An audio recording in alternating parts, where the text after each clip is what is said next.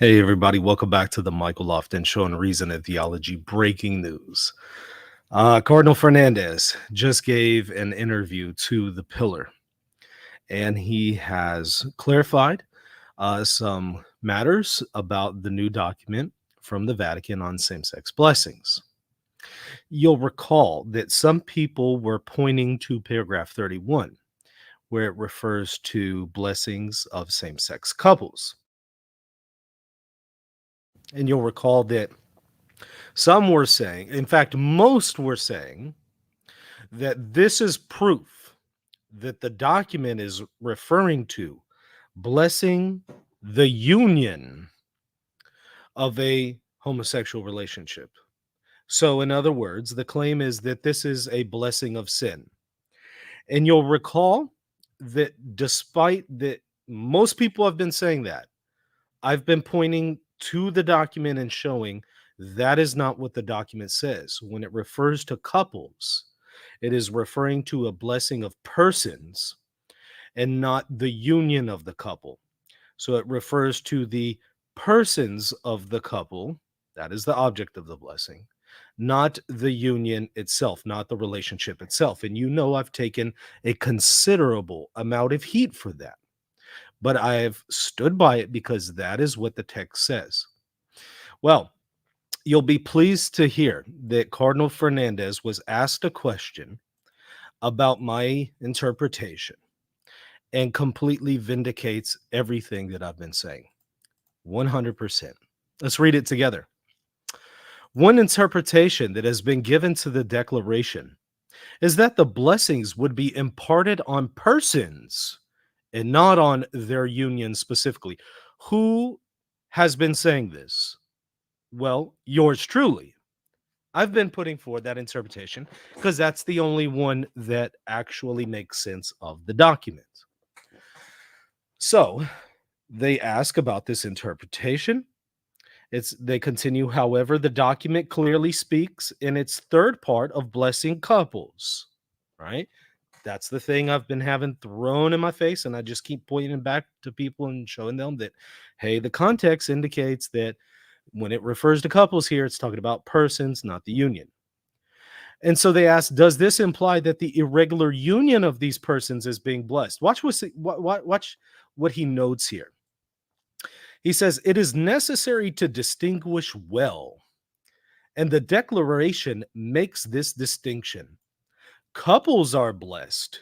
The union is not blessed. Full stop, mic drop. That's exactly what I've been saying.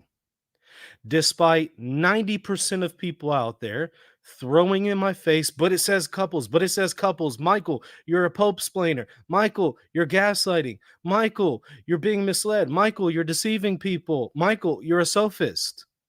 And I've been pointing people back to the document and saying, but wait, that is incorrect. When it refers to couples here, it's clearly referring to persons. And I walked them through paragraph 31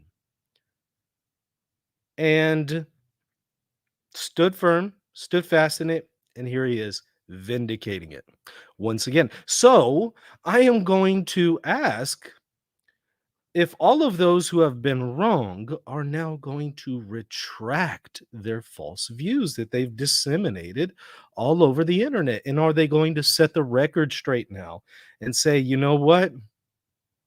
Actually, we were wrong.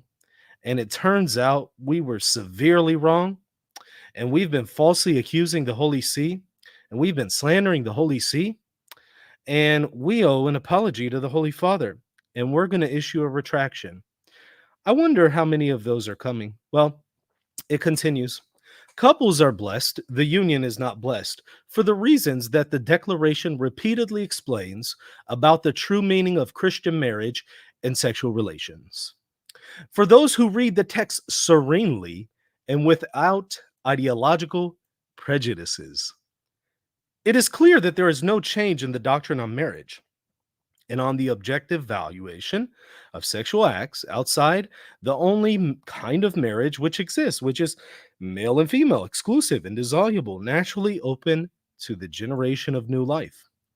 But this does not prevent us from making a gesture of paternity and closeness. Otherwise, we can become judges who condemn from a pedestal. When we consecrated men have much that humiliates us as a church, we have given serious scandal to the simple ones with our behavior. Besides, we all have our personal faults. We're not fully coherent with the whole gospel.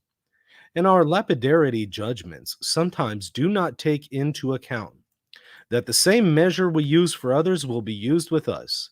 I, who want to go to heaven and be very happy with God eternally, try not to forget this warning of Jesus Christ.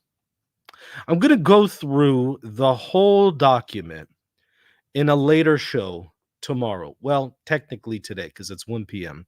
Central right now. So later on today, I'll go through the whole document. But I had to get this one in there to assure everybody who, those of you who have been holding fast to what the document says, despite people who have been gaslighting you, despite people who have been attacking you, despite people who have been saying all sorts of wild things, saying that you're crazy, saying that you're a pope splainer, saying that you're this and that, fill in the blank. Guess what? You've been vindicated.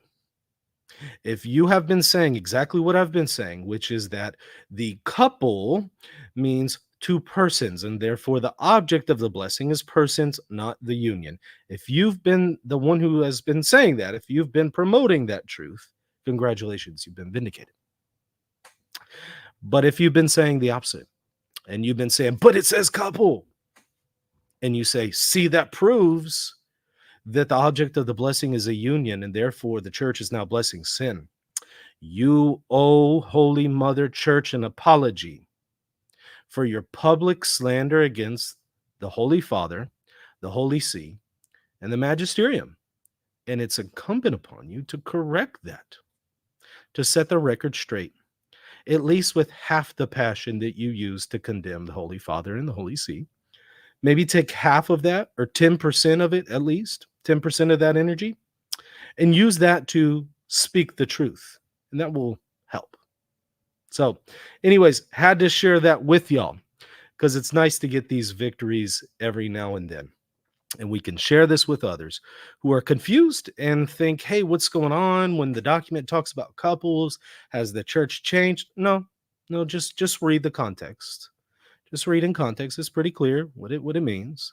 And you can now reassure them and be confident that when you explain to them what it means, yeah, you're right, because Fernandez just backed it up. And by the way, I do want to point y'all to the updated version of the catechism for this document that is found here on the website, Reason and Theology. I put a link to it in the show notes. Catechism on the new document for blessings of same-sex couples. Go and check it out. And of course, in the catechism, we've been saying, just as I've been saying on the show, that when it refers to couples here in the document, it's not referring to blessing of a union.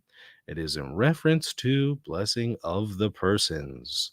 So the catechism was also vindicated. So, hey, go and check it out. I think you'll find it very, very helpful in making sense of the document over and against the fake news that the majority of people have been disseminating. All right. So, hey, stay tuned for more later on. I will go through the whole interview tomorrow, but I had to sneak this short bit in. So, all right, that's going to do it. Hit that subscribe button, and the link to my Patreon should be there in the show notes. It's patreon.com/reason and theology. If you want to support the show, definitely check it out. And you also see extra content there that is exclusive for patrons. So consider doing that, but definitely also hit that subscribe button. Help me grow the channel to reach more people with the truth. All right. See you later. God bless.